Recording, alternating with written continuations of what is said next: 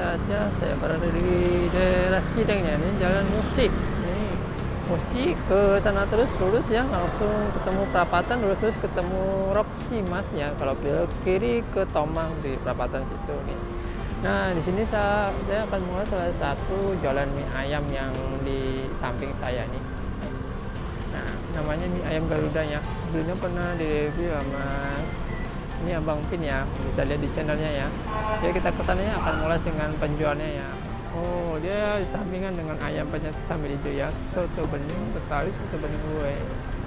Berdekatan, nah ini semua aplikasi kayaknya masuk semua dari GoFood, Shopee. Ini jam 12 siang yang makan banyak banget ya. Ada makan siang di sini, makan mie ayam. Ini buka jam berapa sih Bu di sini Bu? Jam 8 Pak. Jam 8 sampai jam berapa? Sampai jam 3. Jam 3. Kadang buka tutup. Tutup cepat ya Bu ya? Kadang ya? Iya. Namanya jualan makanan nggak bisa. Bu sehari habis berapa porsi? Berapa ya? Porsi apa kiloan gitu? Saya nggak tahu sih Bu biasanya. Wah. Mungkin minyak berapa kilo habisnya gitu Bu?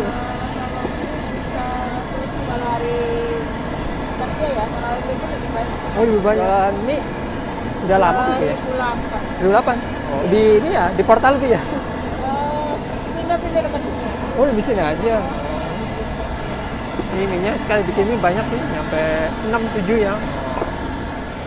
Kalau di aplikasi memang ada semua Bu ya? Komplit kayaknya sih. Shopee Food. Ada bihun, ada kekio. Oh itu jenisnya Bu ya? Pangsit bagus. Kalau aplikasi banyak banget Bu. Di depan tuh ada Traveloka, ada Shopee Food. Ada. Banyak banget Bu ya. Jadi kalau mau yang bisa datang ke sini bisa lewat aplikasi ya. Iya, ini kondisi di ini ayam Garuda Cideng ya, kurang beres sekali ini. Jam-jam makan nih banyak orang makan ya. Makan siangnya pada pakai mie nih.